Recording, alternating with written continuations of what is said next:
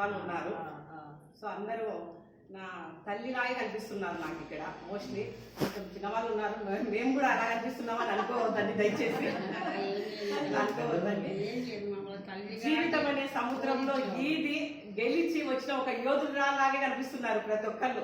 మీరే ఒక యోధురాలాగే ఉన్నారు. ఎందుకంటే పిల్లల్ని పెంచి పెద్ద చేసి ఈ స్టేజ్కి తీసుకొచ్చింటారు. ఇప్పుడు మీకు ముఖ్యంగా మెడిటేషన్ మీకు అవసరం. నాకు తెలిసి మీకు మెడిటేషన్ నిజంగా అవసరమే. అంటే మీకు అవసరం లేదా అని మమ్మల్ని అడగచ్చు. మేము ఇంకా చేస్తున్నాం యుద్ధం. సో యుద్ధంలో మాకు కూడా అవసరమే. సో మాకు బాధ్యత ఉంది కాబట్టి మేము పరిగెత్తుతున్నాం. ఈ పరిగెత్తడంలో మిస్ కావచ్చు, అప్పుడప్పుడు చేయలేకపోవచ్చు. మీకు మాత్రం ఇప్పుడు కంపల్సరీ అవసరము. నేను నిజంగా మీకు చెప్తున్నాను, ఇప్పుడు అవసరం, చాలా అవసరము. ఇది ఫస్ట్ పాయింట్.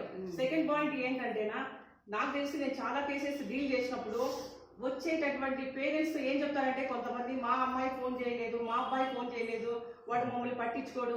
దయచేసి ఇలాంటివి పిల్లల నుంచి మీరు ఆశించకండి. వాళ్ళు ఎక్కడో ఏవో పనులలో ఉంటారు. మా పాప ఫోన్ చేయదండి, మాట్లాడదు, మేమే ఫోన్ చేయాలి, ఎదురు చూస్తుంటాం, వాళ్ళ ఇంటికి రాదు. దయచేసి ఇలాంటివి ఎప్పుడు పిల్లల నుంచి పేరెంట్స్ ఆశించకండి. ఆశిస్తే అదే మీకు పెద్ద ఎఫెక్ట్ పడుతుంది. దయచేసి ఆశించకండి, వదిలేసుకోండి.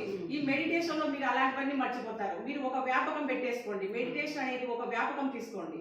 ఇలాంటి మంచి మీకు ప్లాట్ఫామ్ అనుకుంటున్నాను. ఇక్కడ మీకు ఇదే మీకు ఒక ఏమంటారంటే ఒక టెంపుల్ కానీ, ఒక దేవాలయం కానీ, ఒక పుట్టిల్లు కానీ, మెట్టిల్లు కానీ, ఏదైనా ఇదే అనుకోండి.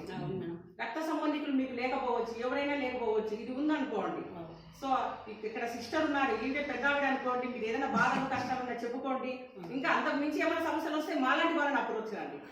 మానవ హక్కుల సంఘం అంటే మీకు న్యాయం చేయడం మేము ఉన్నాము. సో ఇది మీరు పిల్లలు ఏదో చేస్తారు, వాళ్ళు మాట్లాడలేదు, ఈ బాధలో కృంగిపోవద్దండి. ఇలాంటి వాళ్ళని చూస్తున్నానండి నేను బయటికి పోతే. వాళ్ళ బాధలు కొన్ని వింటే, ఇలాంటి వాళ్ళు ఉన్నారా, ఇంత కోట్లు సంపాదించుకుంటా పిల్లల కోసం ఎదురు చూస్తున్నారా, ఇంత ఎలా పోతుంది సొసైటీ అని చూస్తున్నాను నేను. అది చాలా బాధాకరమైన విషయాలను మేము చర్చించుకుంటున్నాం బయట. కొన్ని డిపార్ట్మెంట్ వాళ్ళతో కూడా చెప్పలేము అనమాట. పోలీస్ వాళ్ళు కూడా అంటున్నారు, ఏం చేయాలమ్మా, వాళ్ళ మీద పిల్లల మీద కేసులు పెట్టద్దంటారు. కేసులు అయితే పెట్టద్దు, కౌన్సిలింగ్ ఇమ్మంటారు. కౌన్సిలింగ్ ఇచ్చే కూడా రారండి వాళ్ళు స్టేషన్ల వరకు. కాబట్టి నేను అది కూడా కొంతమంది అందరూ అలా ఉన్నారు, మా పిల్లలు లేరండి అని మీరు అనుకోవచ్చు. మీరు ఎవరైనా ఉంటే తెలియజేయండి. మీలో ఒకరో ఇద్దరు ఉన్నా కూడా ఈ మెసేజ్ యూజ్ అవుతుందని చెప్తున్నాను. మీకు నిజంగా మెడిటేషన్ అనేది యూజ్ అవుతుంది. ఇలాంటి ప్లాట్ఫామ్స్ కూడా యూజ్ అవుతాయి. మాకు కూడా మెడిటేషన్ అవసరం అండి. ఇందాక సిస్టర్ చెప్పినట్టు నాకు నిజంగానే మైగ్రేన్ అటాక్ అయింది ఈ టెన్షన్స్ వల్ల. డాక్టర్ గారిని, న్యూరో సర్జన్ని కన్సల్ట్ అయితే మీరు కంపల్సరీ డైలీ ఒక హాఫ్ అవర్ మెడిటేషన్ చేయండి, యోగా కూడా చేయండి అని చెప్పేసి రీసెంట్ గా చెప్పారు. మీ స్టాఫ్ అందరినీ గ్యాదర్ చేస్తే 1 month బ్యాక్ చెప్పడం జరిగింది న్యూరో సర్జన్ జాషువా గారు.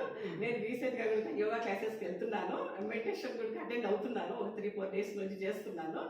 So thank you so much.